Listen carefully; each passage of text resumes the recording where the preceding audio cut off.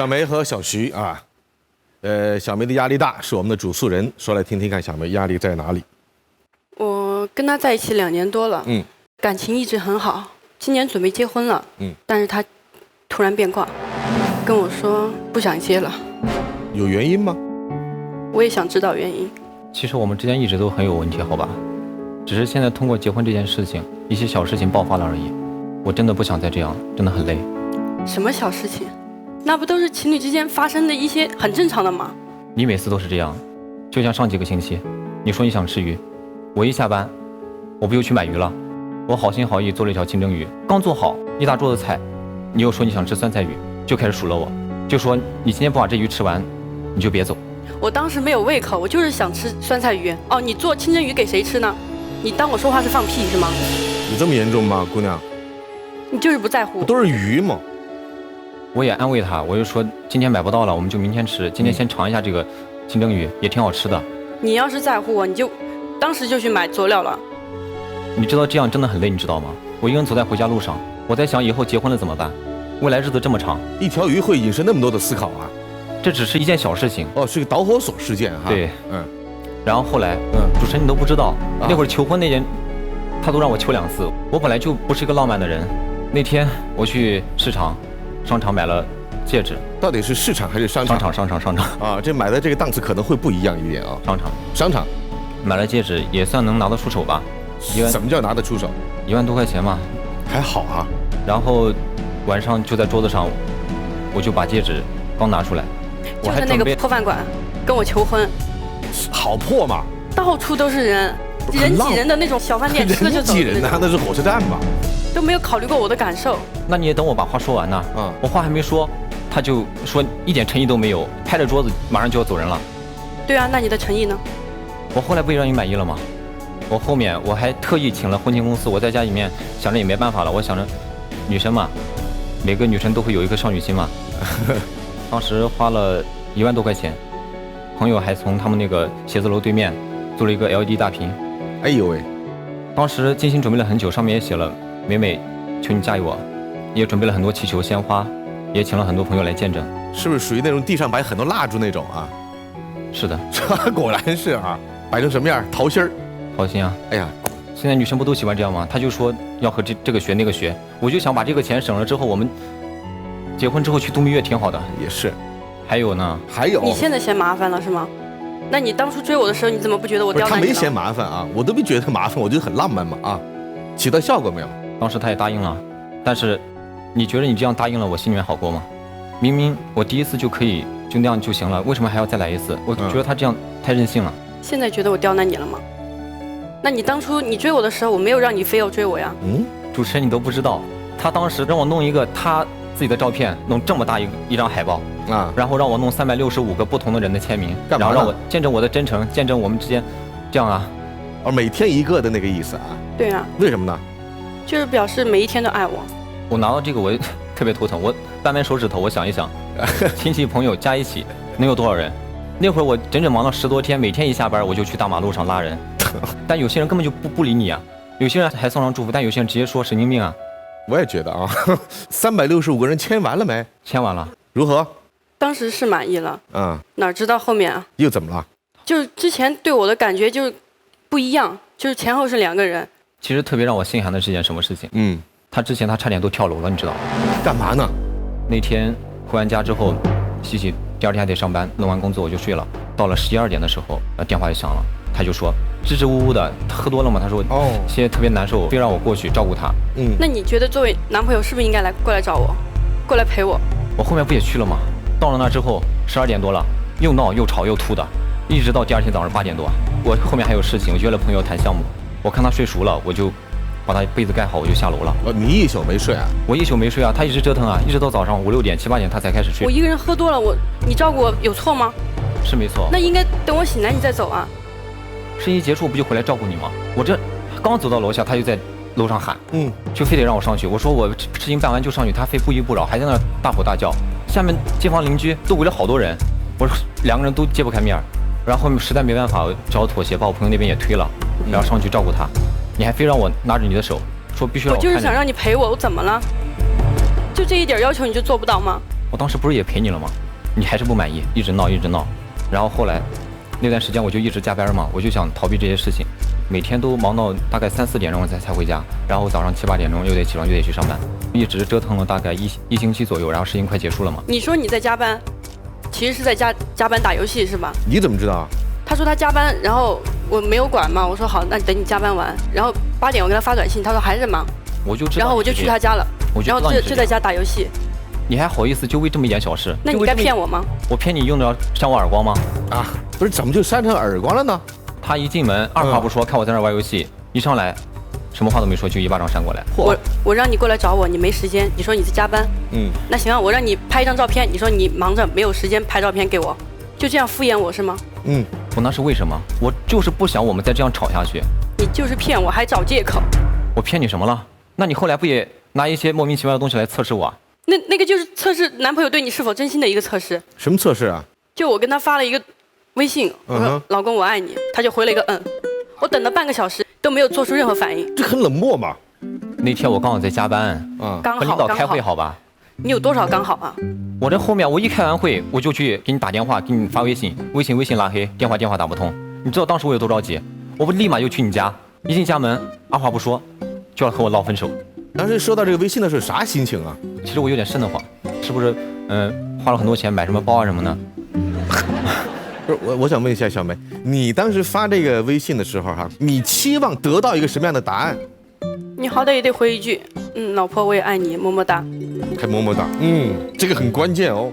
我本来就不是一个这么矫情的人，我从一开始你都知道好吧？那我矫情了呗？那后来我不也服软了吗？不也哄你吗？刚哄完，准备吃晚饭，他又问我们感情能维持多久，未来的生活会是什么样子？主持人，我当时说的真的非常的真诚，我就说未来的生活谁能知道？我们只要把握好现在，对吧？珍惜好对方。没错。就算以后分开了，我们也能没有什么不安，没有什么猜疑，回忆也是美好的。你看，主持人，你听他说就算有预谋，你就是想做铺垫嘛，为分手是吧？就想着真是冤枉，想着分手了吗？是吗？小梅，刚才我听到你说一句话，就是这个之前，这个之后，之前他对你怎么样啊？之前对我很好啊，百依百顺的。比如跟他去机场嘛，然后我就说想逛一下机场的免税店什么的，他就觉得哎呀，你在这儿买还不如在外面买。我说这里面的好多外面的专柜都没有货，那好吧，我陪你去。我就走了很久，买了一支口红，他就没有说我。现在都觉得我对你刁难了。这样真的很累，小梅。当时我也什么也没说了，后面你逼着我写保证书，就是我也写了。微信事件哈，微信事件，他让我写保证书就算了，写了吧？还让我写带毒誓的那种保证书。什么叫带毒誓？就什么呀？你要背叛我，怎么样？就天打五雷轰，什么出门怎么样？如果你不会这样，那你又不会被车撞呀，不会天打五雷轰啊。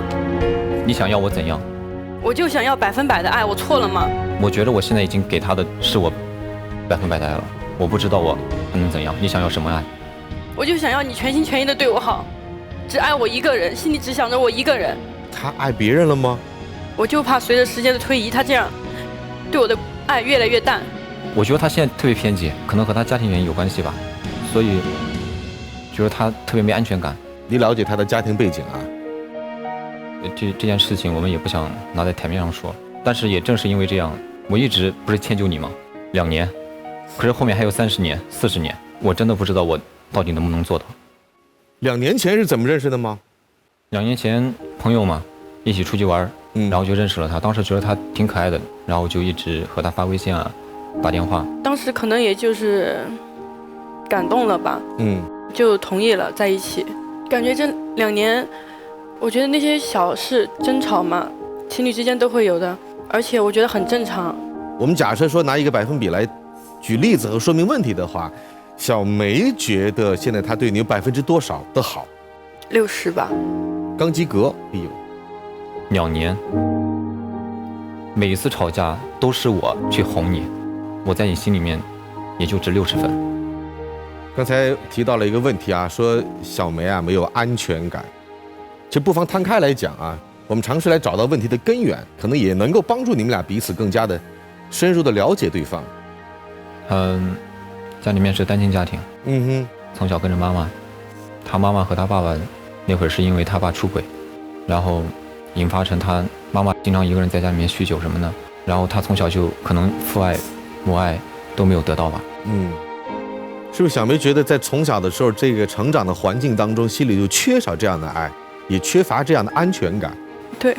父母离异是你大概多大年纪的时候？5、6岁吧。后来母亲也没有特别多的来照顾你是吗？就是很残缺的那种爱，不像一个完整的家庭。你特别渴望什么？我就像像一个父亲一样那种宠着我爱着我，不会让我受一点委屈，也不会跟我争吵，也不会跟我怄气什么的。可他每次吵架的时候就吹胡子上脸的那种。我在想哈，既然2年这么磕磕碰碰的过来，为什么还要想到要结婚这事儿呢？谁先提出来，或者谁有这个想法？我先提出来的。你觉得这个感情稳定了吗？我觉得一个男人总得要给他一个家吧，然后他一直也不嫌弃我，他对我爸妈都挺好的，我就想和他在一起。以前的那些磕磕碰碰，说不定到以后结婚了就会没有了。但是现在结婚之前一系列的这些事情，我不知道以后真的能不能再扛得住。这么说，小徐，我们就问个直白的问题：你是想缓一缓这个婚期，还是产生了和他分开的这个念头？已经产生了和他分开的念头。这样吧，我们请教一下4位嘉宾，听听看嘉宾的意见，减压面对面。我想问一下男嘉宾啊，你刚刚说他做了一些什么事情，所以让我觉得他还挺好的。除了他对你父母好以外，还有什么事情呢？因为我今天听到的你就是一个诉苦大会，我没有听到他哪一点值得你去爱他。他会想着我不管去哪儿，他都会给我打电话，我不管多晚回家，他都会等到我回家之后，我给他发消息了，他才睡。我觉得他很在乎我。因为他对你很在乎，所以你就坚持2年，而且这2年是毫无底线的去坚持。如果你要是作为一个别人男朋友的话，你可能做的不够格。你的不够格第一点在于，你从最开始你就不愿意去做你不想做的事情，他给你分配的所有任务你都不愿意做，但是你从来都不说。第二，你其实不够尊重他。你说其实他的家庭背景、成长背景对他有影响，我不好说，因为是他的事情，我不讲。但是在你开口去讲他隐私的时候，你从来没有问过他说，小梅，那这件事情我可不可以讲？你第一，你不告诉给他你的不舒服的感受；第二，你不去询问他的感受。你这2年做牛做马做的是为你自己，你谈的是独自的恋爱，你付出那么多，你并没有得到你想要的真正的恋爱，所以你这2年好不值。同样对女孩来讲是另外一个感觉，你要的不是男朋友，你要的是第一，创意家，能够做浪漫事情的创意家；第二，你要的是一个大厨，这个大厨能够随时供你点餐；第三，你想要的是一个护工，在我不舒服的时候他可以随叫随到；然后第四，你想要的是一个宠物，你喜欢的时候宠幸一下他，你不喜欢的时候他自己在外面找食。所以你想要的不是一个男朋友，而独立的人真的要的是男友，是因为他们2个知道我要什么，对方要什么，在我需要他的时候，我可以让他给予我要的关心，在他需要我给他关心的时候，我也同样能够给予他。可是你没有，所以你不是一个真正在爱这个男人，你是在压榨他，或者你只是在利用他。所以我在想，你们这爱情还能不能存活下去，我不太知道，但是至少我没有看到在你们2个的2年的关系当中有100%的爱，连爱都没有，你们要的只是相互利用。所以如果是相互利用的关系，趁早结束比较好。但如果真正想爱的话，千万记好了，做独立的，能够去关心别人也能关心自己的人。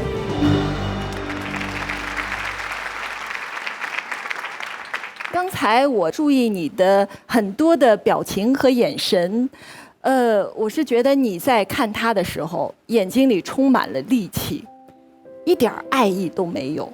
我觉得你不爱他，你只不过是爱他这2年来对你的一些付出。姑娘，你现在没有经营爱情的能力，所以我觉得你可以缓一缓。因为你说你想要100%的爱情啊，我觉得这个世界上是有100%的爱情的，但是100%的爱情不是要来的，是换来的。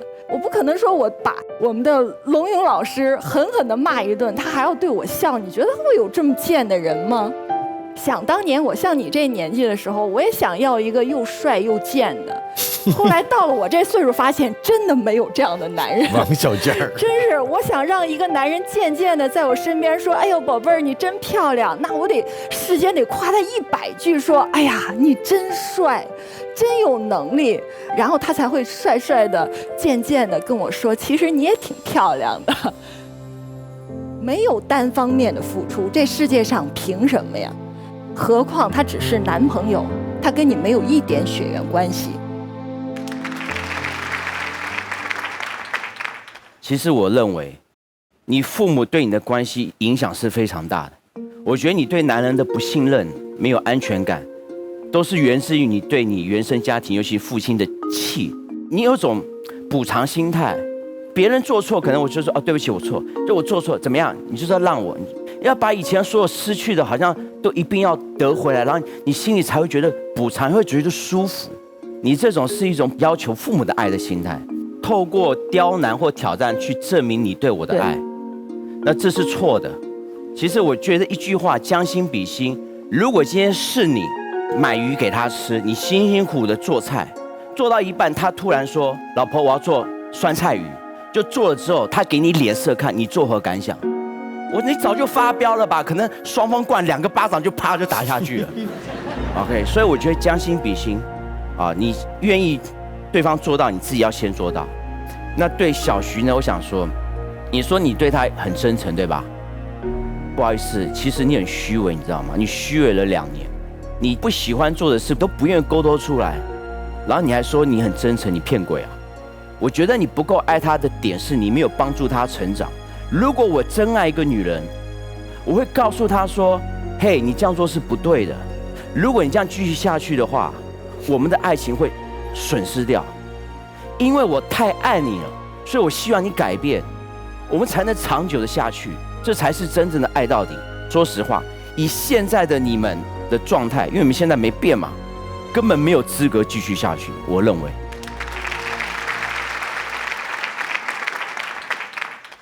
有些人喜欢把自己架在火上烤，但真正爱你的人，不是眼睁睁看着你自己把自己架在火上烤，还给你放点佐料，他应该是把你给拿下来，这才是真正爱你的人。以前记得有个新闻当中说，有一个明星，他要求制作方每一次要安排他指定的5星级酒店，指定的总统套房，出门要指定的豪华保姆车。制作方是不愿意的，但每次都满足他，直到把节目录完，连他的机票都不愿意再出了。可以说这个明星很没有自知之明，但也可以说制作方很不厚道。作是一种病，得治。你别以为好像你每次在提出要求的时候，你都是趾高气昂，你好像是站着的，其实你是跪着的。他好像忍气吞声是跪着的，但其实他是站着的，因为你每次都在祈求啊，而要不到的时候你就开始掉眼泪，像个乞丐一样。有很多东西对方主动去做，你才能体现你的价值。现在不都说作女吗？作女永远不知足，不甘心，不安分。你说哪一点说的不是你？不知足，你永远对我好，没有个止境，还可以好上加好。不甘心，凭什么我就找一个这样的男人？为什么我就不能找一个对我俯首帖耳的人？不安分，永远都在做。哪一点说的不是你的？其实你很可怜，你知道吗？当一个男人心甘情愿地为你做这些的时候，你是可以欣然接受的。当别人不愿意做，你还非逼着别人做的时候，其实他就像那个制作方一样，一边在做着，一边在内心骂着：什么明星啊，一天到晚摆谱，你等着，等我录完了节目，你看我怎么对你。他就是这样的。而像你这样的人吧，你比他更可恶。如果说他只是没有自知之明，但他至少很直白。我提出我的要求，我不藏着，我不掖着。你明明做不到，非得表面上奉承，内心在怒骂。等到哪天受不了了，突然蹦出一来，以一个道德高姿态的这种人站在这儿说你这不对那儿不对。其实你呢，你就是给他毒品的那个人。有一部电影的名字叫《我爱的是你爱我》，但真正的爱情是我爱你，只是因为你是你，明白吗？顺便告诉你一声，那部电影最后的一句台词完整的是这样说的：认识的那一年我18，你30。我本以为我爱的是你爱我，但是时隔多年之后，我发现，其实我也爱你。如果你们到最后能够发现到，其实我也爱你，不只是因为你对我好，那你们就在一起。如果不是，那就算了。你找不到那样的男人，你也不是那样的男人。清蒸鱼其实有的时候比酸菜鱼好吃多了，你怎么不尝一尝？连尝都不尝，就让他走。你这样的人会错过很多的爱情。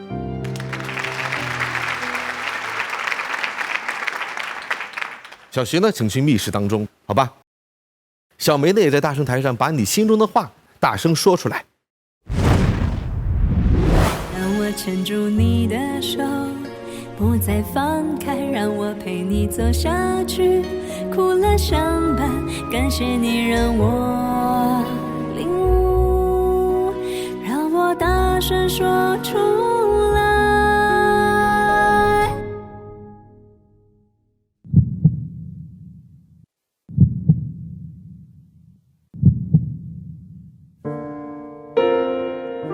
小东，我知道我有时候真的做的不对，任性，爱耍小性子。我其实就是希望我们之间彼此都是100%付出，我不想我们的爱有残缺和遗憾，你懂吗？我能把我所有的爱情都给你，但是我给不了你全部的爱。我们还是再冷静冷静吧。好，我们现在回到现场的观众这里啊，接下来听听看你们的态度和你们的建议。如果大家支持他们在一起，那请在表决器上按赞成键；大家如果不建议他们在一块儿，那请按反对键，请按键。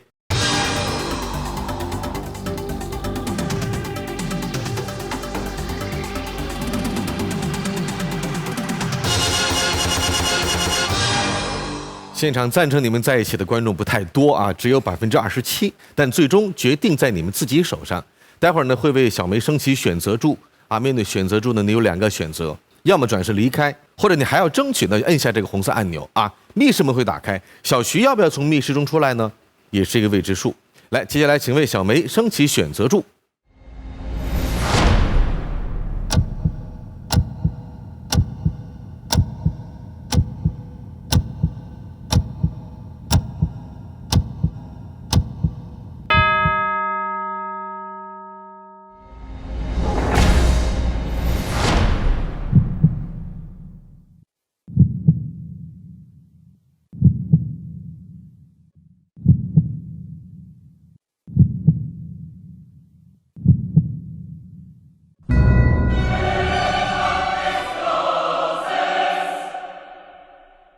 很遗憾啊，可能对姑娘来讲呢，没有达成今天来到节目的这个所愿，但是或许给到你其他的一些指引。